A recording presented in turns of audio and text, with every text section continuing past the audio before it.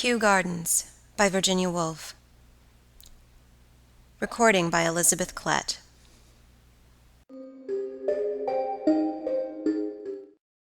From the oval-shaped flower-bed there rose perhaps 100 stalks, spreading into heart-shaped or tongue-shaped leaves halfway up, and unfurling at the tip red or blue or yellow petals, marked with spots of color raised upon the surface. And from the red, blue, or yellow gloom of the throat emerged a straight bar, rough with gold dust and slightly clubbed at the end. The petals were voluminous enough to be stirred by the summer breeze, and when they moved, the red, blue, and yellow lights passed one over the other, staining an inch of the brown earth beneath with a spot of the most intricate color. The light fell either upon the smooth gray back of a pebble, or the shell of a snail with its brown circular veins, or falling into a raindrop, it expanded with such intensity of red, blue, and yellow the thin walls of water that one expected them to burst and disappear. Instead, the drop was left in a second silver-gray once more, and the light now settled upon the flesh of a leaf, revealing the branching thread of fiber beneath the surface, and again it moved on and spread its illumination in the vast green spaces beneath the dome of the heart-shaped and tongue-shaped leaves. Then the breeze stirred rather more briskly overhead, and the color was flashed into the air above, into the eyes of the men and women who walk in Kew Gardens in July. The figures of these men and women straggled past the flower-bed with a curiously irregular movement, not unlike that of the white and blue butterflies who crossed the turf in zigzag flights from bed to bed. The man was about 6 inches in front of the woman, strolling carelessly, while she bore on with greater purpose, only turning her head now and then to see that the children were not too far behind. The man kept this distance in front of the woman purposely, though perhaps unconsciously, for he wished to go on with his thoughts. 15 years ago I came here with Lily, he thought. We sat somewhere over there by a lake, and I begged her to marry me all through the hot afternoon. How the dragonfly kept circling round us. How clearly I see the dragonfly, and her shoe with the square silver buckle at the toe. All the time I spoke I saw her shoe, and when it moved impatiently I knew without looking up what she was going to say. The whole of her seemed to be in her shoe. And my love, my desire were in the dragonfly. For some reason I thought that if it settled there on that leaf, the broad one with the red flower in the middle of it, if the dragonfly settled on the leaf she would say yes at once. But the dragonfly went round and round. It never settled anywhere. Of course not, happily not, or I shouldn't be walking here with Eleanor and the children. Tell me, Eleanor, do you ever think of the past? Why do you ask, Simon? Because I've been thinking of the past. I've been thinking of Lily, the woman I might have married. Well, why are you silent? Do you mind my talking of the past? Why should I mind, Simon? Doesn't one always think of the past, in a garden with men and women lying under the trees? Aren't they one's past, all that remains of it, those men and women, those ghosts lying under the trees? One's happiness, one's reality? For me, a square silver shoe buckle and a dragonfly. For me, a kiss. Imagine 6 little girls sitting before their easels 20 years ago, down by the side of a lake painting the water lilies, the first red water lilies I'd ever seen. And suddenly, a kiss, there on the back of my neck. And my hand shook all the afternoon so that I couldn't paint. I took out my watch and marked the hour when I would allow myself to think of the kiss for 5 minutes only. It was so precious. The kiss of an old gray-haired woman with a wart on her nose, the mother of all my kisses all my life. Come, Caroline. Come, Hubert. They walked on past the flower-bed, now walking 4 abreast, and soon diminished in size among the trees and looked half-transparent as the sunlight and shade swam over their backs in large, trembling, irregular patches. In the oval flower bed, the snail, whose shell had been stained red, blue, and yellow for the space of 2 minutes or so, now appeared to be moving very slightly in its shell, and next began to labor over the crumbs of loose earth which broke away and rolled down as it passed over them. It appeared to have a definite goal in front of it, differing in this respect from the singular high-stepping angular green insect who attempted to cross in front of it, and waited for a second with its antennae trembling as if in deliberation, and then stepped off as rapidly and strangely in the opposite direction. Brown cliffs with deep green lakes in the hollows, flat blade-like trees that waved from root to tip, round boulders of grey stone, vast crumpled surfaces of a thin crackling texture, all these objects lay across the snail's progress between one stalk and another to its goal. Before he had decided whether to circumvent the arched tent of a dead leaf or to breast it, there came past the bed the feet of other human beings. This time they were both men. The younger of the two wore an expression of perhaps unnatural calm. He raised his eyes and fixed them very steadily in front of him while his companion spoke, and directly his companion had done speaking he looked on the ground again and sometimes opened his lips only after a long pause, and sometimes did not open them at all. The elder man had a curiously uneven and shaky method of walking, jerking his hand forward and throwing up his head abruptly, rather in the manner of an impatient carriage horse tired of waiting outside a house.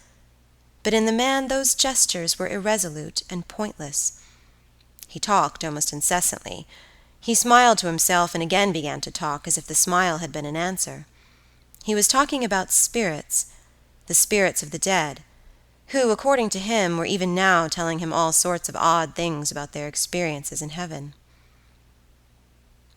Heaven was known to the ancients as Thessaly, William, and now, with this war, the spirit matter is rolling between the hills like thunder. He paused, seemed to listen, smiled, jerked his head, and continued. You have a small electric battery and a piece of rubber to insulate the wire. Isolate? Insulate? Well, we'll skip the details, no good going into details that wouldn't be understood. And in short, the little machine stands in any convenient position by the head of the bed, we will say, on a neat mahogany stand. All arrangements being properly fixed by workmen under my direction, the widow applies her ear and summons the spirit by sign as agreed. Women. Widows. Women in black. Here he seemed to have caught sight of a woman's dress in the distance, which in the shade looked a purple-black. He took off his hat, placed his hand upon his heart, and hurried towards her, muttering and gesticulating feverishly. But William caught him by the sleeve and touched a flower with the tip of his walking-stick in order to divert the old man's attention. After looking at it for a moment in some confusion, the old man bent his ear to it and seemed to answer a voice speaking from it, for he began talking about the forests of Uruguay, which he had visited hundreds of years ago in company with the most beautiful young woman in Europe. He could be heard murmuring about forests of Uruguay blanketed with the wax petals of tropical roses, nightingales, sea beaches, mermaids, and women drowned at sea, as he suffered himself to be moved on by William, upon whose face the look of stoical patience grew slowly deeper and deeper. Following his steps so closely as to be slightly puzzled by his gestures, came two elderly women of the lower middle class, one stout and ponderous, the other rosy-cheeked and nimble. Like most people of their station, they were frankly fascinated by any signs of eccentricity betokening a disordered brain, especially in the well-to-do. But they were too far off to be certain whether the jesters were merely eccentric or genuinely mad. After they had scrutinized the old man's back in silence for a moment and given each other a queer, sly look, they went on energetically piecing together their very complicated dialogue. Nell, Bert, Lot, Cess, Phil, Pa, he says, I says, she says, I says, I says, I says. My Bert, Sis, Bill, Grandad, the old man, sugar, sugar, flowers, kippers, greens, sugar, sugar, sugar. The ponderous woman looked through the pattern of falling leaves at the flowers standing cool, firm and upright in the earth with a curious expression. She saw them as a sleeper waking from a heavy sleep sees a brass candlestick reflecting the light in an unfamiliar way, and closes his eyes and opens them, and seeing the brass candlestick again, finally starts broad awake and stares at the candlestick with all his powers. So the heavy woman came to a standstill opposite the oval-shaped flower-bed, and ceased even to pretend to listen to what the other woman was saying. She stood there letting the words fall over her, swaying the top part of her body slowly backwards and forwards, looking at the flowers. Then she suggested that they should find a seat and have their tea. The snail had now considered every possible method of reaching his goal without going round the dead leaf or climbing over it. Let alone the effort needed for climbing a leaf, he was doubtful whether the thin texture which vibrated with such an alarming crackle when touched even by the tip of his horns would bear his weight, and this determined him finally to creep beneath it, for there was a point where the leaf curved high enough from the ground to admit him. He had just inserted his head in the opening, and was taking stock of the high brown roof and was getting used to the cool brown light, when 2 other people came past outside on the turf.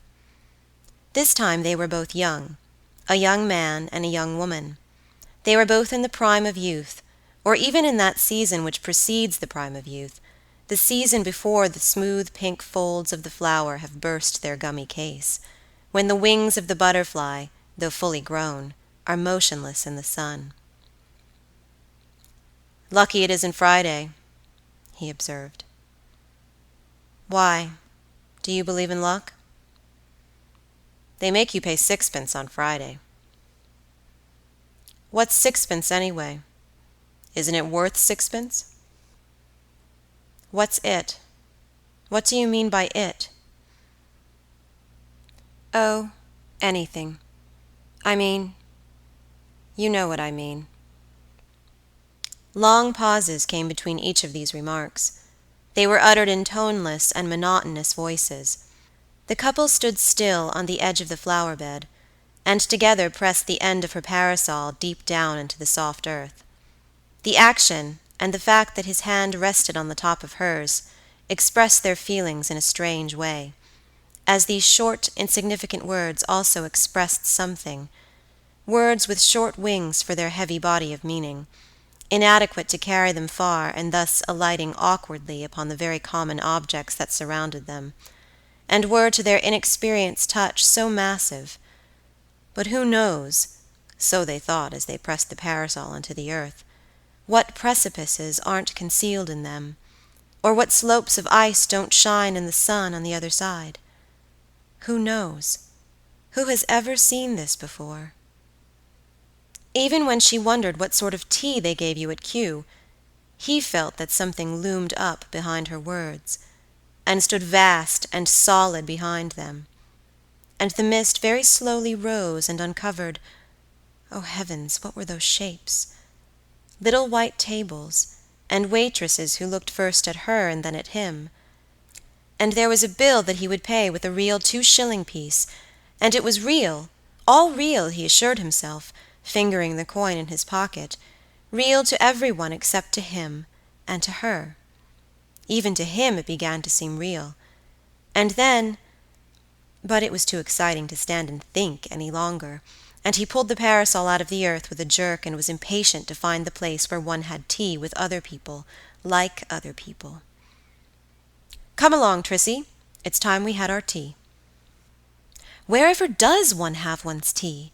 she asked, with the oddest thrill of excitement in her voice, looking vaguely round and letting herself be drawn on down the grass path, trailing her parasol, turning her head this way and that way, forgetting her tea, wishing to go down there and then down there, remembering orchids and cranes among wild flowers, a Chinese pagoda, and a crimson-crested bird.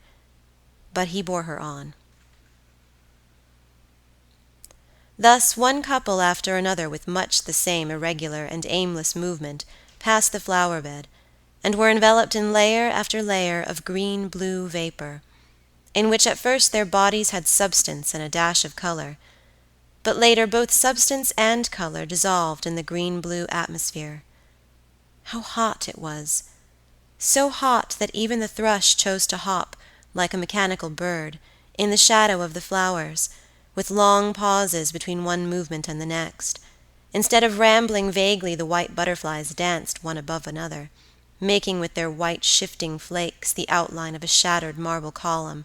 Above the tallest flowers, the glass roofs of the palm house shone as if a whole market full of shiny green umbrellas had opened in the sun. And in the drone of the aeroplane, the voice of the summer sky murmured its fierce soul. Yellow and black, pink and snow-white, shapes of all these colors, men, women, and children were spotted for a second upon the horizon, and then, seeing the breadth of yellow that lay upon the grass, they wavered and sought shade beneath the trees, dissolving like drops of water in the yellow and green atmosphere, staining it faintly with red and blue. It seemed as if all gross and heavy bodies had sunk down in the heat, motionless, and lay huddled upon the ground, but their voices went wavering from them as if they were flames lolling from the thick waxen bodies of candles. Voices. Yes, voices. Wordless voices breaking the silence suddenly with such depth of contentment, such passion of desire, or, in the voices of children, such freshness of surprise, breaking the silence? But there was no silence. All the time the motor omnibuses were turning their wheels and changing their gear. Like a vast nest of Chinese boxes, all of wrought steel, turning ceaselessly one within another, the city murmured, on the top of which the voices cried aloud, and the petals of myriad flowers flashed their colors into the air.